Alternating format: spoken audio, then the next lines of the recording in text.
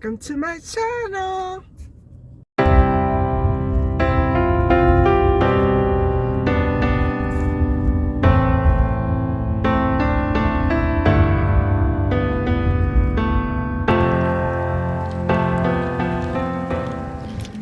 Hi guys, so I'm back at you with the last little girl on my list for mysterious vanishings, and little Inga Garrick vanished in Germany in 2015 while she was on an outing in the forest with her family. So it was a beautiful day out in nature for her, and she was only 5 years old, guys. And so she vanished during a family outing in the forest in Stendal in northern Germany on May the 2nd, 2015, a day before, um,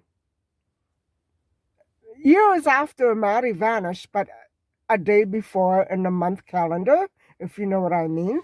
So she vanished on May the 2nd, 2015. And so it was 8 years to the day of Madeline's disappearance. So that's quite uncanny when you put all three of these little girls' cases, four actually with Maddie, all four of these little girls' cases together, it's uncanny. But that doesn't mean it was done by the same person.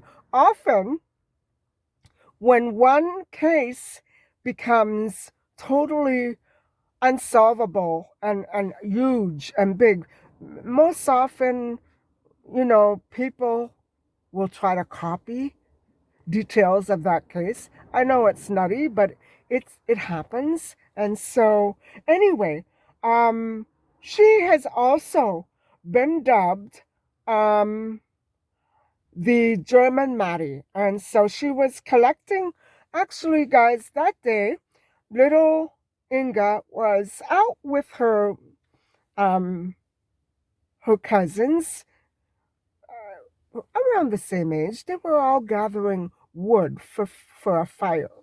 And so it would be a campfire. And she was in the presence of other children at the time.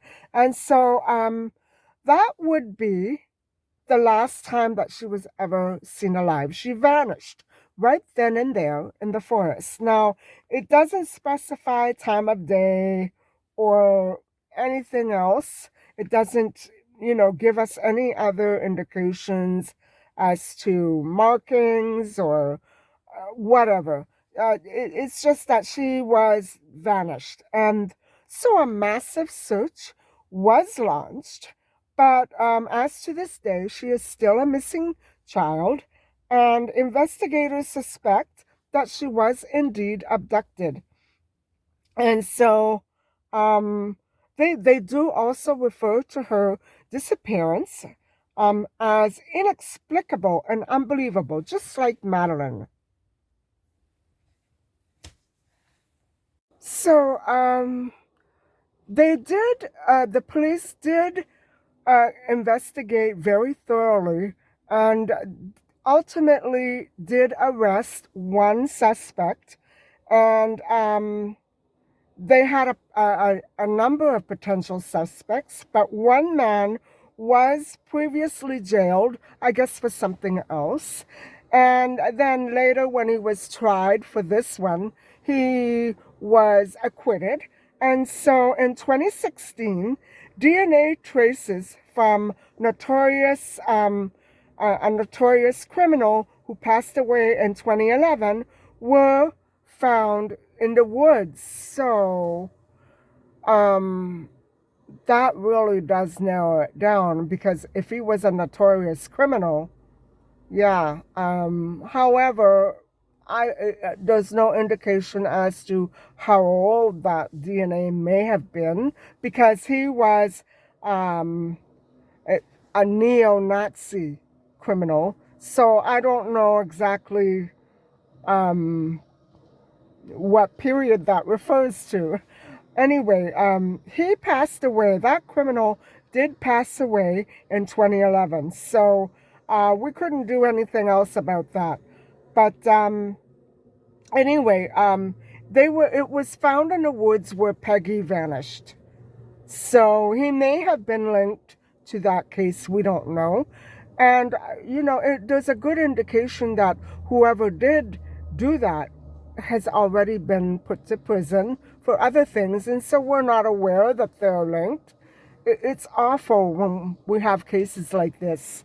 And so it could be that somebody who knew they were going to be put away had their little last bit of freedom and decided to do a horrible deed of crime and inflict pain, as much pain as possible, on another helpless human being. So I don't know, I'm just rambling on. But there are some reasons why we may not have caught up with the actual criminal yet. But this neo-Nazi person really does sound like a match. And so your guess is as good as mine. 2018, someone else admitted to uh, I think that we're going back to Peggy now. They were trying to confess to the murder of little Peggy, and so don't forget that Peggy is the little girl who was found. Her remains were found 15 years later, and so that is, you know, he admitted to killing her and dumping the little girl's body, but he tried to say that he told police another man directed him to her body at a bus stop, and he took it and buried it in the woods. Wow, not not absolutely 100% truth, but he was released, guys. This man was released, and it could be that he had so much, you know, emotion over it. Maybe he wanted to take the blame. Who knows why people confess? Maybe they like jail. I don't know. And so,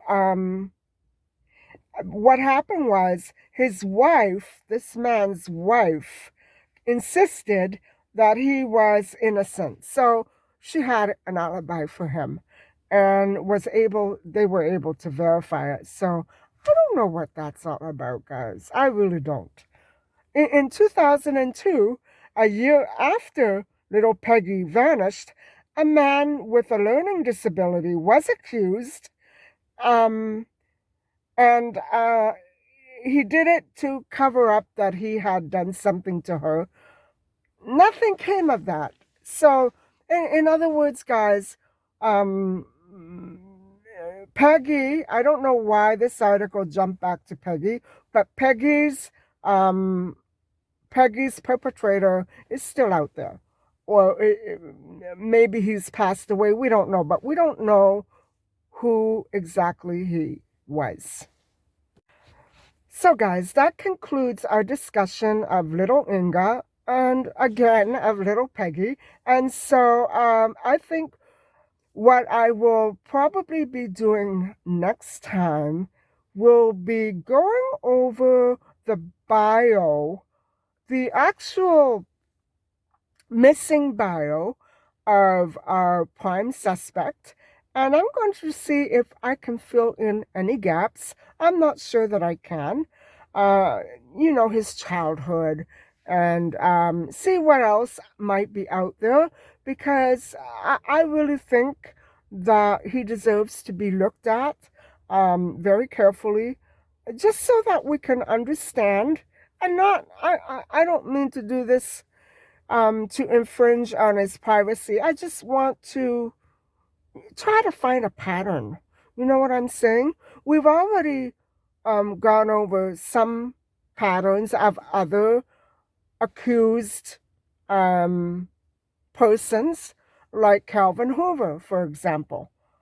And so, I mean, Calvin Hoover's DNA was positively matched to little Christine Jessup. And yeah, that was horrific, a horrific case that I did review many months ago. And so it's on my playlist if you want to go back to it. Calvin Hoover and this prime suspect that we have right here. Wow. I don't know that there was a comparison at all, but certainly their childhoods are very indicative of how misguided a person can become if things just don't go the way that they normally should go in one's early childhood and adulthood. So anyway, thank you very much for watching, and please don't forget to like and subscribe. Bye for now.